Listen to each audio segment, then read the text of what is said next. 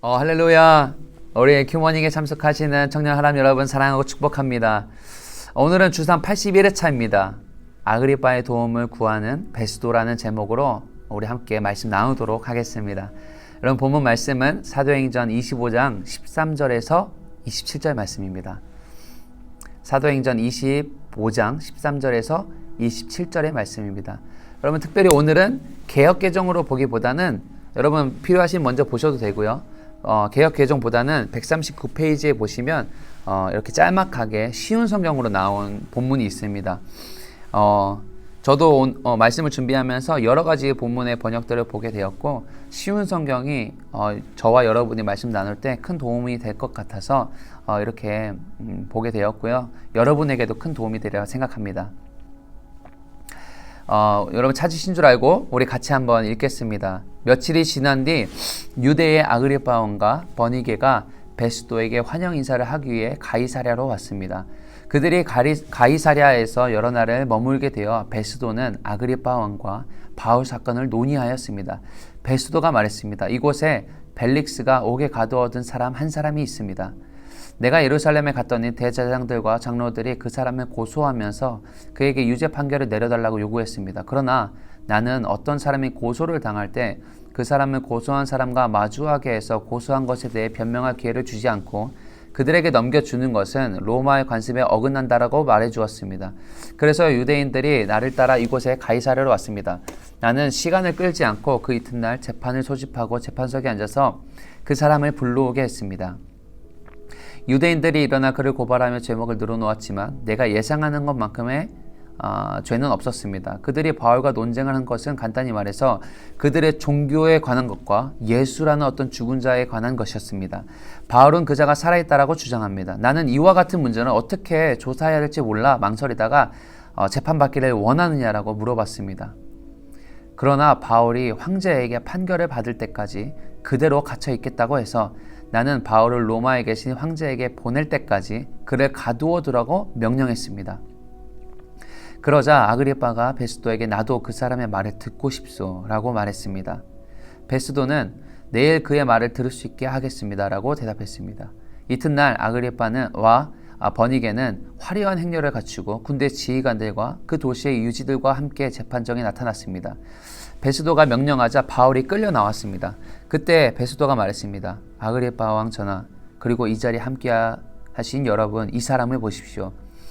이 사람은 이곳과 예루살렘에 있는 모든 유대인들이 살려두어서는 안 된다라고 소리치면서 나에게 고소한 사람입니다. 그러나 내가 판단하기에는 그는 죽임을 당할 만한 죄를 범하지 않았습니다.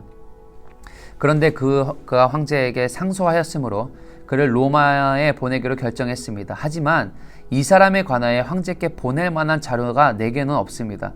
그래서 이 사람을 여러분 앞에, 특별히 아그리빠 왕 앞에 불러낸 것입니다. 나는 여러분이 이 사람을 신문하면 황제께 보고할 자료가 생기지 않을까 기대하고 있습니다. 황제께 죄수를 보내면서 그 죄목이 무엇인지 알리지 않는 것은 사리에 맞지 않는 일이라고 생각합니다. 아멘. 여러분, 우리 계속해서 이 주3을 통해서 사도행전의 여정을 함께 가고 있음을 믿음으로 고백합니다. 여러분, 전 사도행전을 묵상하면서 계속해서 느끼는 것은 너무 감사하다. 정말 큰 은혜다. 어떻게 이렇게까지 할 수 있을까라는 여러 가지 생각들을 하게 됩니다. 그리고 가장 크게는 복음의 도전들을 받고 있습니다.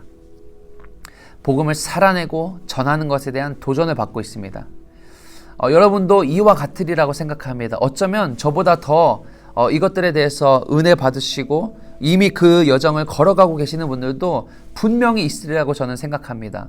그리고 계속해서 이러한 소식들이 우리 청년 하람 안에 있다는 것이 전달되어지고 있고요. 여러분 좋은 소식들을 듣고 있습니다. 여러분 참 복 있는 사람들이라는 것을 다시 한번 말씀드리고 싶고 축복하고 싶습니다. 그것이 너무 귀합니다. 하나님이 여러분의 생각의 시작에서부터 과정까지 그리고 끝까지 함께 하시고 축복하신다는 것을 잊지 마시길 바랍니다. 여러분 말씀을 시작하기 전 한 가지만 더 조금 우리가 생각해 봤으면 좋겠습니다. 오늘 이 아침을 열면서 바울 그리고 우리 믿음의 선배들을 통하여서 하나님을 전심으로 사랑하고 그들의 또 편지와 수없이 많은 이야기들과 지혜들, 하나님 나라의 복음을 우리가 전달받았다는 것이죠. 여러분, 우리는 이 복음을 어떻게 바라볼 수 있을까요? 다시 한번 아주 작은 자 같지만 가장 큰 자였고, 낮은 자 같았지만 가장 높은 자였던 우리 믿음의 선배들을 통하여서 우리가 지금 이 자리에 하나님의 복음을 나눌 수 있고 들을 수 있고 살아낼 수 있다는 것은 너무나 큰 은혜임을 믿음으로 선포하고 고백합니다. 여러분, 우리는 잊지 말아야 합니다. 그리고 우리 여러분들에게 가족분들도 계시고, 또 기쁨의 교회 역사 속에서 동빈동의 그 그물창고에서 70년이 더 지난 그 시간 속에 그 사역을 처음에 시작하셨던 우리 믿음의 선배들을 통해서 우리가 지금 있을 수 있다는 것, 여러분, 우리가 이렇게 기쁨의 교회라는 교회 공동체로서 모일 수 있었다는 것은 너무나 큰 은혜입니다. 절대 잊어서는 안 되고, 오늘 이 월요일을 시작하면서 그 감사와 기쁨으로 나아갈 수 있는 저와 여러분에게 간절히 축복합니다. 여러분, 이 세상에서 법이라는 것은 굉장히 중요합니다. 한 공동체의 질서를 유지하고요, 평화를 유지하고, 또한 그 안에서 자유를 누릴 수 있게 하는 가장 기본적이면서도 원초적이고 작고도 큰 우리 안에 하나의 공유하는 규칙보다는 조금 더 큰 범위라고 말할 수 있을 것 같습니다. 오늘 본문은 이 법에 의거하여 올바른 결정을 내렸던 베스도의 이야기로 시작합니다. 여러분, 제가 왜 베스도의 결정이 올바르다라고 표현했는지를 한번 생각해 보시면 좋겠습니다. 당시 베스도는 재판을 진행하는 자였음을 알 수 있죠. 그리고 그는 유능한 인물이었습니다. 팔레스타인이 매우 혼란스럽고 위기의 상황에 있을 때 그는 그 현장 가운데서도 인정받는 유능한 재판관이었습니다. 여러분, 유능한 재판관에게 가장 큰 무기는 무엇일까요? 장점은 무엇일까요? 그리고 그 재판관이 가져야 할 덕목은 무엇일까요? 동시에 여전히 바울은 예수 그리스도의 십자가 복음을 전한다는 이유로 수없이 많은 핍박과 고난을 통과하고 있었죠. 그렇게 옥에 갇혀 있었습니다. 베스도가 총독이 되고 바울에게 5번째 재판이 닥쳐왔습니다. 첫 번째는 군중 앞에서였고요, 두 번째는 공회 앞에서, 세 번째는 벨릭스 앞에서, 네 번째는 지금 우리가 나누고 있는 베스도 앞에서입니다.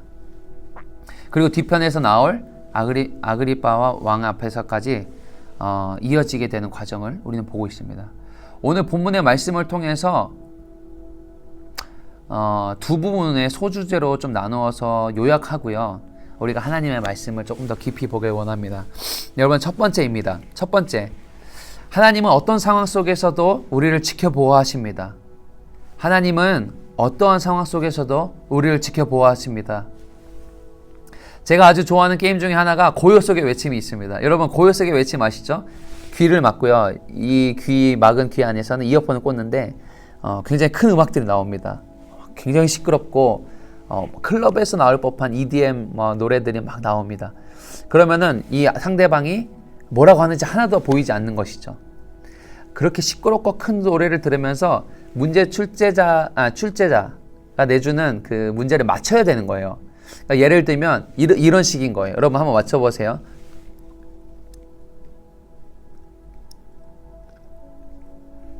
이런 맞출 수 있겠어요? 이런 게임인 거예요. 저는 이 베스도와 아그리빠 왕을 보면서, 이 초반부 말씀을 보면서 저는 이들의 대화가 마치 고요 속의 외침처럼 보여졌다는 거예요. 여러분, 이래도 모르시겠으면 한번 유튜브 검색하셔서 한번 보고, 엄청 재밌는 게임입니다. 이 게임은 말하는 사람도 모르고 맞춰야 하는 사람도 모르는 상황인 것이죠. 또 귀가 들리지 않는 사람들은 서로가 서로에게 무슨 말을 하고 있는지 잘 모르는 상황인 거예요. 바울은 마치 문제를 내는 사람 같습니다. 복음을 전하는 위치에 있는 사람, 문제 출제자 같은 개념인 것이죠. 문제 출제자를 무슨 기준으로 틀렸다고 할 수 있을까요, 여러분? 어떻게 문제 출제자가 잘못됐다라고 말할 수 있을까요? 18절에 유대인들이 일어나서 바울의 제목을 많이 얘기합니다. 그리고 그를 처벌해야 된다고 말했지만 베스도가 판단하기에는 그를 죽일 만큼 사형에 처할 만큼의 죄는 아니었다는 거예요. 그것을 너무나 잘 알고 있었다는 겁니다. 베스도는 무척 괴로워 보입니다. 무너진 팔레스타인을 어떻게든 다시 일으키려고 안간힘을 쓰고 열심히 하고 있는데 자신도 다른 지휘관과 같이 법의 양심을 어기면서 바울을 처벌하고 싶지는 않았던 겁니다. 여러분, 판사 또는 재판장에게 법과 원칙은 너무 중요한 것이죠. 양심도 너무 중요한 것입니다. 여러분, 그것을 존중하지 않고 이해하지 않고 원칙대로 하지 않는다면 재판장으로서 자격이 없는 것이죠. 사랑하는 여러분, 하나님은 이 세상의 법과 양심을 통해서도 바울을 지켜보호하고 있는 모습을 볼 수 있었습니다. 마치 우리는 이 세상에 들리지 않는 소리를 전하는 사람 같지만 결국 이 게임에서 문제를 출제하는 자임을 믿음으로 취하시길 바랍니다. 오늘 바울과 같은 자임을 믿음으로 취하시길 바랍니다. 하나님의 복음이 모든 법과 질서, 우리의 이성과 지식, 감각과 감정 위에 있다는 것을 여러분 믿음으로 받아들이시길 축복합니다. 여러분, 법이 존재했습니다. 당시에도. 그러나 이 법이 복음 전하는 바울을 재판하지는 못했다는 겁니다. 베스도의 양심으로 더 올바른 결정을 할 수 있도록 여러분 바울을 지켜보호하였다는 거예요. 왜냐하면 바울에게는 해야 하는 일이 있었기 때문입니다. 그러므로 베스도는 옳은 일을 하고 있었고 그것이 바울에겐 큰 기회가 될 수 있었습니다. 두 번째입니다. 하나님의 지혜를 가진 자가 되길 원합니다. 사랑하는 여러분, 하나님의 지혜를 가진 자가 됩시다. 저는 오늘 이 두 번째 주제를 여러분과 조금 더 깊이 나누길 원합니다. 바울은 하나님 앞에 복음의 빚진 자라는 마음을 가지고 나아가는 자였습니다. 사도행전 9장 15절에는 이 사람은 내 이름으로 이방인과 임금들과 이스라엘 자손들에게 전하게 하기 위하여 택한 나의 그릇이다 라고 말씀하셨습니다. 우리가 보는 것과 같이 바울은 충실히 자신의 받은 소명을 완수해 나가고 있는 모습을 볼 수 있습니다. 하지만 이 역시 바울의 능력이 아니라 하나님의 인도하심을 받으며 한 걸음 한 걸음 나아가고 있었다는 것입니다. 바울은 로마의 시민권이 있었기에 베스도 역시 바울을 막대할 수 없는 존재였고 그에게는 바울 자체가 너무나 당황스러운 존재였던 거예요. 여러분, 우리가 계속해서 나누고 있는 것처럼 로마의 시민권이 얼마나 당시에도 강력한 힘이 있었는지 우리는 잘 볼 수 있습니다. 그래서 베스도가 예루살렘에 가서 재판을 받을 것인지 로마에서 받을 것인지 물어보고 그의 결정을 따라서 움직일 수 있었습니다. 여러분, 여기서부터 중요합니다. 바울의 지혜는 여기서부터예요. 바울의 지혜가 시작됩니다. 여러분, 자신의 죄가 합법적으로 위반이 된 것이 아니라는 것을 알고 있었어요. 그리고 처벌받을 만큼의 죄를 짓지도 않았고 이런 일로 베스도가 자신을 잘못된 판결로 해하지 못할 것을 너무나 잘 알고 있었기 때문에 황제를 만나서 항소하고 싶다라고 고백하는 거예요. 여러분, 여기서 상소하고 항소한다는 것이 무슨 의미가 있을까요? 여러분, 단지 바울이 자신의 고통과 고난의 시간을 피하기 위해서 황제를 만나서 이야기하고 싶다고 얘기하실까요? 그렇지 않다는 겁니다. 전혀 그렇지 않다는 거예요. 그리고 그럴 수도 없습니다. 왜냐하면 황제를 만나게 된다면 유대인과 종교인들과 대화하면서 예수 그리스도의 십자가를 믿지 않는 자들, 그 죽으심과 부활하심을 믿지 않는 자들, 하나님의 아들이심을 고백하지 않는 자들에게 이 부분에 관하여 전해야 했고 이 부분을 상세하게 설명했기 때문에 황제에게 그 메시지를 전해야 됐다는 거예요. 여러분, 근데 이것이 무엇이죠? 예수 그리스도를 전한다는 것이 무슨 개념이죠? 복음을 전한다는 것입니다. 아멘? 할렐루야. 여러분, 바울이 저는 여기를 보면서 온몸에 소름이 돋았습니다. 여러분, 몇 주에 걸쳐서 우리는 바울이 상황을 모면할 뿐만 아니라 그 상황 속에서 예수님을 전하는 모습들을 볼 수 있었죠. 그리고 복음을 전할 수 있는 기회를 만들었다는 거예요. 여러분, 오늘 이 지혜가 우리 안에 있기를 원합니다. 오늘 이 갈망함이 우리 안에 있기를 원합니다. 나 한 사람이 변하면 세상이 변한다라는 말이 있습니다. 이처럼 한 사람이 변하면 이는 주변에 그리고 세상에 많은 영향력을 준다는 사실입니다. 우리 한번 가정해 봅시다, 여러분. 왕이 복음을 받아들인다면 오늘 이 황제에게 복음을 전해서 황제가 복음을 받아들이고 예수님 인격적으로 만나고 그 십자가를 경험하여서 변화될 수 있다면 이 세상은 어떻게 변하겠습니까? 세상에 가장 막강한 권력을 가진 자가 예수님의 복음을 받아들인다면, 그렇게 해서 변화되기 시작한다면 여러분, 이 세상은 어떻게 변하겠습니까? 쉽지 않죠. 쉽지 않습니다. 하지만 오늘 바울이 전했던, 바울이 고민하고 성령의 지혜와 계시의 영을 구했던 것처럼 오늘 우리 안에 주님을 따라가고 주님의 복음을 전하면서 주님께서 주시는 지혜로 나아갈 수 있는 우리 청년들 될 수 있기를 예수님으로 축복합니다. 여러분, 계속해서 전 이 말씀으로 나누고 싶은 것들이 조금 더 있습니다. 한 국가의 대통령이 복음을 받아들인다면 이 세상이 어떻게 변화되겠습니까? 리더가 변하면 세상에 수많은 법이 개정되고 문화가 변화되고 백성들은 그 길로 들어갑니다. 국민들은 그 길로 들어가는 겁니다. 이처럼 한 사람이 변화되는 것은 매우 중요한 일이고, 특별히 책임감 있고 중요한 위치에 있는 힘 있는 리더가 변화된다는 것은 굉장히 중요합니다. 사도행전 9장 15절에 소명의 말씀을 주님께서는 바울에게 허락하셨습니다. 바울은 겸손과 감사와 또 무릎 꿇음과 열정으로 하나님 앞에 나아갔습니다. 그렇게 주님 앞에 나아가니까 주님의 방법대로 이 말씀을 성취해 나가시는 모습을 볼 수 있습니다. 여러분, 바울은 늘 먼저 그의 나라와 의를 구했죠. 그리고 사도행전의 여정을 보내고 있음을 우리는 함께 목도할 수 있습니다. 사랑하는 청년 하람 여러분, 오늘 우리가 이 말씀을 통하여 배울 수 있는 것이 무엇일까요? 말씀을 마무리하겠습니다. 하나님은 어떠한 악조건 속에서도 일하십니다. 하나님은 어떠한 조건 속에서도 일하고 계십니다. 세상의 법을 통해서도 바울을 지켜보호하셨고요. 감옥에서도 복음을 전하게 하셨고, 예수님이 하나님의 아니라고 고백하는 자들에게도 말씀을 전하게 하셨고 복음을 전하게 하셨고, 그에게 돌 던지고 매맞는 곳으로 나아가더라도 사람에게도, 그런 사람들에게도 복음을 전하게 하셨고, 지휘관들에게도 복음을 전하게 하셨고, 심지어 이제는 황제에게까지 복음을 전할 수 있는 기회를 얻어가고 있다는 겁니다. 여러분, 이것이 복음을 전하는 자에게는 특별한 일이 아닐 것입니다.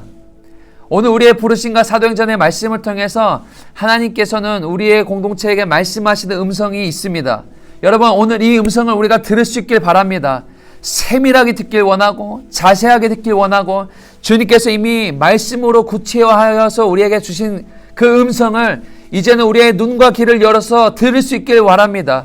여러분, 고요 속에 외침이 되지 않길 바랍니다. 사랑하는 청년 하루 여러분, 도전합니다. 오늘 이 부르심 앞에 우리가 정직하게 섭시다.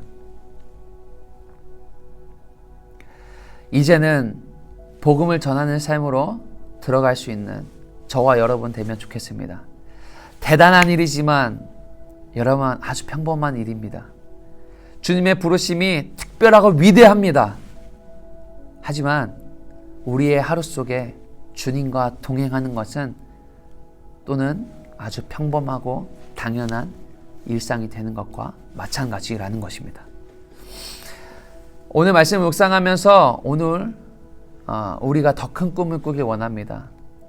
작은 한 걸음이지만 오늘 말씀에 의거하여 여러분, 오늘 특별히 이 세상의 지휘관들, 온 열방의 지휘관들, 그 나라의 또 탑 리더들을 위해서 중보하길 원합니다. 생각해 보십시오. 한 명의 탑 리더가 변한다면 그 국가가 변화됩니다. 우리 월요일에 이 첫 시작을 그렇게 기도하면 어떨까요, 여러분? 거창할 수 있습니다. 뭔가 되게 먼 것 같을 수 있습니다. 그러나 여러분의 기도가 쌓이고 하나님께서 듣고 계시다면 주님께서 일하실 것입니다. 내가 바울이 되고 또 그 국가에 영적인 바울들이 일어날 수 있도록 우리 함께 기도합시다. 여러분, 특별히 마지막 한 가지만 나누고 마치길 원합니다. 여러분, 북한을 위해서 기도합시다. 몇 수십 년간 독재 국가로서 한 사람의 잘못된 사상이 그리스도를 믿는 자들을 핍박하고, 아니 더 넓은 범위에서도 굶어 죽어가는 자들이 너무 많고 자유를 누리지 못하고 사람의 목숨이 너무 쉽게 여겨지고,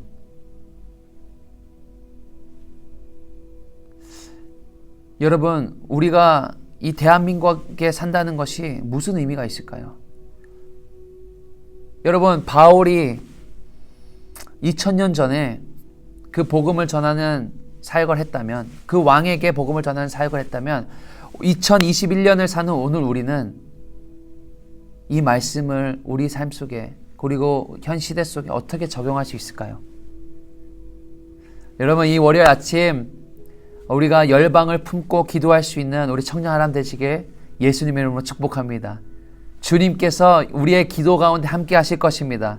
열방을 품을 수 있는 청년 하람 될 수 있기를 바랍니다. 땅끝까지 복음을 전할 수 있는 청년 하람 될 수 있기를 축복합니다. 내 옆 사람에게 복음을 전할 수 있는 청년 하람 될 수 있기를 예수님의 이름으로 축복합니다. 제가 기도하고 마치겠습니다.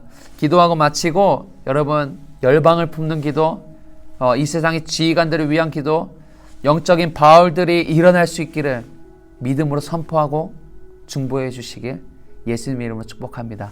기도하시겠습니다. 하나님 아버지, 주님은 높고 위대하십니다.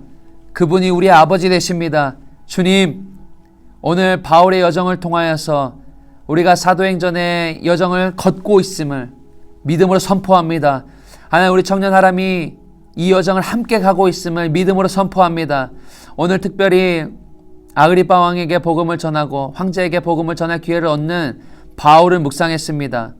어떠한 상황과 환경 가운데서도 우리를 버리지 않으셨고, 우리를 주님의 도구로 사용하시지만 사랑하는 자녀로 먼저 품어주셨다는 걸 잊지 않게 하여 주시옵소서. 하나님, 그러므로 우리가 감사와 기쁨으로 이 복음을 전할 수 있는 여정을 나아갈 수 있게 도와주시고, 특별히 하나님, 바울이 구했던 그 지혜를 우리 가운데도 허락하여 주시고, 하나님, 그 지혜를 가진 자들이 이제는 일어나서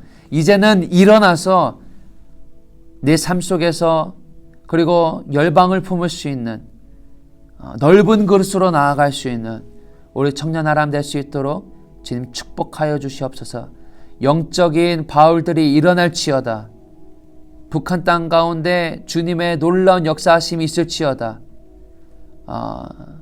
온 열방의 지휘관들이 예수 그리스도를 목도하고 예수 그리스도의 십자가 복음 앞에 정렬될지어다. 하나님, 오늘 우리 청년 하람이 이 일들을 위해서 기도합니다. 믿음으로 선포하오니 주님께서 일하여 주시고 주님께서 함께하여 주시고, 하나님, 믿음으로 나아가는 우리 가운데 주님 기쁨과 감사와 은혜가 충만할 수 있도록 주님 함께하여 주시옵소서. 우리 사랑하는 청년 하람, 오늘 월요일 시작합니다. 모든 시작과 끝을 주님께 올려드립니다. 주님 사랑합니다. 감사합니다. 이 모든 말씀 살아계시고 역사하시는 예수님의 이름으로 기도드렸습니다. 아멘.